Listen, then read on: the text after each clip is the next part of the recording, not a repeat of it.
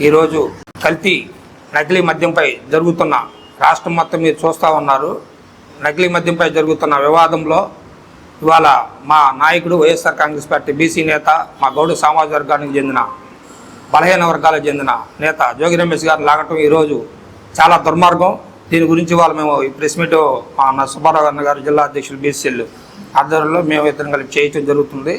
దీనికి ఏంటంటే ముఖ్యంగా ఈరోజు రాష్ట్రంలో ఎక్కడికి పోయినా గవర్నమెంట్ దవాఖానాల్లో చలన్ బాటిల్స్ అయితే లేవు, ఎక్కడైనా మీరు గమనిస్తున్నారు. కానీ ఊరున మండలంలో కానీ గ్రామాల్లో కానీ మద్యం షాపులు, మన బెల్ట్ షాపులు విచ్చలవిడిగా ప్రళయ తాండవం వాయిస్తూ ఉంది.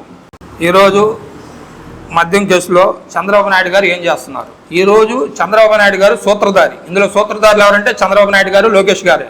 పాత్రధారులు ఎవరంటే వీళ్ళు తంబలపల్లి టీడీపీ ఇన్ఛార్జి జయచంద్రారెడ్డి గారు, అతని బినామీ జనార్దన్ రావు గారు. వీళ్ళిద్దరే ఈ రాష్ట్రంలో జరుగుతున్న పరిణామాలు వీళ్ళిద్దరే. ఇక్కడ క్లియర్ కట్గా చూడండి, మీరు ఒకసారి జూమ్ చేసుకోండి.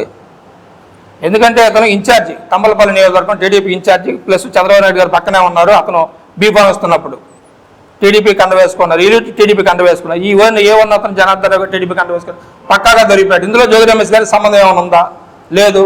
కానీ జోగి రమేష్ గారిని ఎందుకు అన్నదక్కాలని చూస్తున్నారంటే చంద్రబాబు నాయుడు గారు బీసీలలో అట్టడికి వర్గాలకు సంబంధించిన బీసీ నేత, గౌడ సామాజిక వర్గం సంబంధించిన జోగి రమేష్ గారిని ఈరోజు గవర్నమెంట్ రంగాల్లో వాళ్ళ తనయుడు రాజీవ్ గారిని అక్రమ కేసులో, అగ్రిగోల్డ్ కేసుల్లో 14 రోజులు రిమాండ్లో ఉంచారు.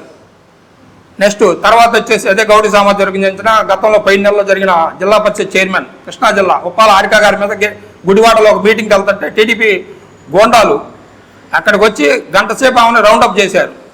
అట్లాగే మొన్న పులివెందుల ఎలక్షన్లో బీసీ సామర్థ్యం చెందిన మా ఎమ్మెల్సీ గారు రమేష్ యాదవ్ గారిపై దాడి, ఇట్లన్నింటిని మేము పూర్తిగా ఖండిస్తున్నాము. చంద్రబాబు నాయుడు గారు ఒకటి గుర్తుపెట్టుకోండి, లోకేష్ గారు కానీ, చంద్రబాబు నాయుడు గారు కానీ, పవన్ కళ్యాణ్ గారు కానీ, ఇప్పుడు టైం మీది, మీ టైం కాబట్టి మీరు ఏదైనా చేయగలుగుతారు.